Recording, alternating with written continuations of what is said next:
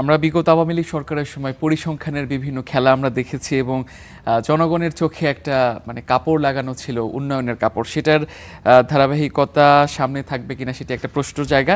এবং আরেকটা যে প্রশ্নটা করতে চাই, 2034 সাল নাগাদ ট্রিলিয়ন ডলারের অর্থনীতি করার যে সরকারের পরিকল্পনা, অর্থাৎ দ্বিগুণ বর্তমানে যে অর্থনীতি সেটার দ্বিগুণ করার যে পরিকল্পনা, এটা কতটা বাস্তবায়নযোগ্য?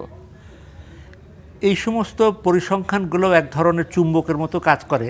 জনগণের সামনে রাখতে পারলে যে আমরা এই সালের মধ্যে এই করতে পারবো, ওই সালের মধ্যে ওই করতে চাই। আমাদের আসলে বাস্তবতার আলোকে দেখা দরকার যে আমাদের অর্থনীতির যে মেরুদণ্ডটা, এটা কিন্তু একদিকে যেমন জনগণ এবং অর্থনীতির যে সম্ভাবনা, এটা অনেক বিশাল, কিন্তু বিভিন্ন কাঠামোগত কারণে আমাদের মধ্যে সীমাবদ্ধতা তৈরি করে রেখেছি, যে কারণে আমরা বলি আমরা সিঙ্গাপুর হয়ে গেছি বা হয়ে যাব বা অমুক সালের মধ্যে আমরা এই পর্যায়ে চলে যাব, কিন্তু সেটা কেন হয় না তার মৌলিক কারণ হচ্ছে যে আমরা যখন এই আশাগুলো এই স্বপ্নগুলো জনগণকে দেখাই, আমরা নিজেরাই এটার জন্য তৈরি না। এখন আমরা বলবো আবার 10 বছর পরে আমরা বলবো যে না, এখনও আরও সময় নিতে হবে এটা করার জন্য। আর কারণ হচ্ছে যেহেতু আমাদের দায়বদ্ধতা নেই, 10 বছর পড়লেও আবার স্টোরি চেঞ্জ হলেও তো খুব বেশি পরিবর্তন হয় না। কিন্তু আবার আমরা ইতিহাসের প্রেক্ষাপটে যদি যাই, যে বিগত সরকারের যে রেফারেন্সটা এখানে দেয়া হলো, জনগণের আস্থা হারালে কি পরিণতি হয় এটা তো আমাদের কাছে জানা। আর আমার যেটা ধারণা, আমি একজন অর্থনীতিবিদ হিসাবে এবং যে রাষ্ট্র এবং সমাজকে আমি যেভাবে স্টাডি করি, যে গতবার যা কিছু হয়েছে সেটার জন্য জনগণের ধৈর্যচ্যুতি ঘটতে 17 বছর লেগেছে।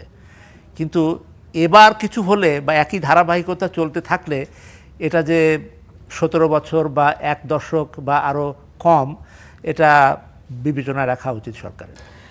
যদি আমরা ধরে নেই যে 2034 সাল নাগাদ ট্রিলিয়ন ডলারের অর্থনীতি বাংলাদেশের হয়ে গেল, যদি সেটা হতে হয় কি পরিমাণ বিনিয়োগ আমাদের প্রয়োজন হবে?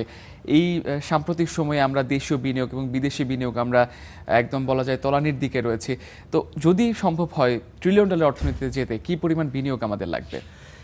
এই মানে এটার পরিমাণটা এতটুকু বাড়তে হবে যে যেটা এই মুহূর্তে বাস্তবতার আলোকে সেই পর্যায়ে আমাদের যাওয়া সম্ভব না।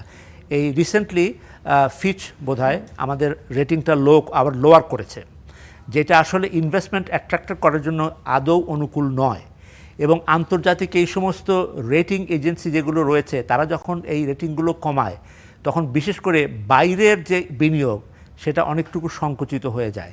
সুতরাং আমার যেটা ধারণা, আমাদেরকে ট্রিলিয়ন ডলারের ইকোনমির স্বপ্ন না দেখিয়ে আমাদের যে সম্ভাবনাগুলো আছে সেগুলোকে আমরা কিভাবে কাজে লাগাবো, আমাদের মধ্যে যে জনশক্তি আছে তাদেরকে ব্যবহার করে আমরা কিভাবে তাদের শ্রমকে কাজে লাগিয়ে উৎপাদন ক্ষমতা আমরা বাড়াবো, আমাদের কর্মসংস্থানের সুযোগ আরও তৈরি হবে, আমাদের যে সমস্ত খাতে যে ব্যয়গুলো হচ্ছে সেগুলো আরও কার্যকরী ব্যয় হবে, অর্থাৎ গুণগত দিক থেকে সেগুলো উন্নতি হবে। সুতরাং এই ট্রিলিয়ন ডলারের স্বপ্নটা আসলে আমাদের কাছে খুব বেশি বাস্তবতার দিক থেকে বিবেচনা করার সুযোগ নেই।